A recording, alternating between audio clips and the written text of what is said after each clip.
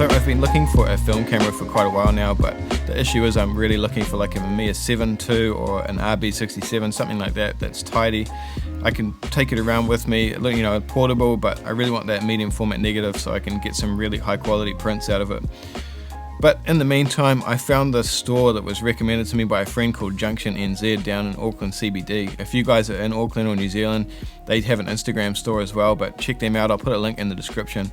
But it was just such a sweet little shop. They have so many cheap film cameras that are totally functional, really good condition. Really recommend going down there, and they're quite helpful if you don't really know what you're looking for. They're totally happy to help you guys out and point you in the right direction. But in the meantime, while I'm still on the hunt for a medium format camera, I went down to the Junction NZ guys and I picked up this little Minolta SRT201 35mm film camera. As you can see, it's really, really clean and tidy.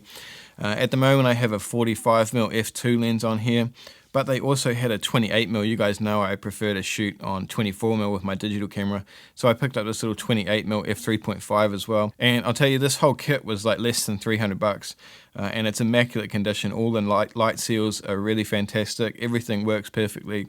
The light meter works. You know, everything's mechanical and manual, and you just kind of have to be creative.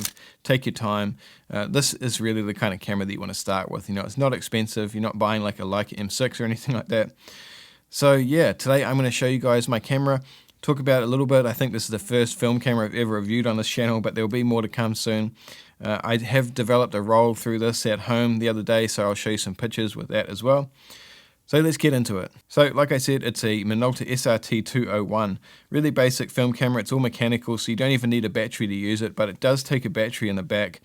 And it has a little switch here so you can turn the light meter on and off. I have forgotten to turn this off quite a few times. The guys told me to remember that, but I always forget anyway.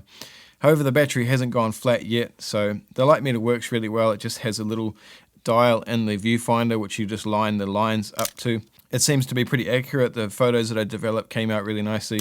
Most of them were really well exposed. If they weren't, it was obviously my own fault. It has a self-timer function here, so you just pull this little lever on the side here, and it counts down for you if you want to have it on a tripod or something like that. The first roll I shot through it was Tri-X 400, Kodak Tri-X 400. I usually use HP5 if I'm shooting black and white, but I just wanted to christen it with some really gritty black and white. Tri-X has that really fat grain, which I really like. So back to the camera, it does have a dial on the top for your shutter speed, which goes up to 1,000th of a second, so you can't go any faster than that. You can find other cameras that can go faster, like I had a SLR, I think it was a FM3 that went up to 2,000th of a second. I'm probably wrong, but you can get cameras that go faster, but 1,000th of a second is fine. You can either use an ND filter or just stop the lens down a little bit. It goes all the way down to 1 second, or you can use a bulb mode as well. And the shutter does have a thread, so you can chuck a remote cable release in there. And you just lift the dial up to change the ASA settings for the film that you're using. At the moment I have a roller Portra 400 on here, which I'm shooting at 200 ASA, and it has this little button down here under the lens for your depth of field preview, I think it's called. Basically it just shuts down the lens to the aperture you have set at, so you can see what sort of depth of field in the viewfinder you have. The lens release is just down here, so you just push down and the lens comes off so you can see the mirror. The light meter switch is on the bottom here, like I mentioned before, so you just turn it off and on. It's not the easiest thing to turn, you kind of just have to use your whole thumb to get in there. And the battery compartment is next to it down here. As I mentioned before, this camera came with the 45mm f2. You guys know from previous videos that I shoot mostly on 24mm, so they had a 28mm little pancake lens. I guess they're both kind of pancake lenses. They're both really, really little.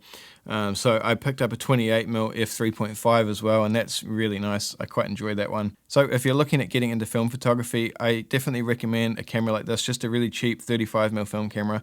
Get into it, see if you like it. If it's something you enjoy, then you can upgrade later to like a medium format, or get a better 35mm camera.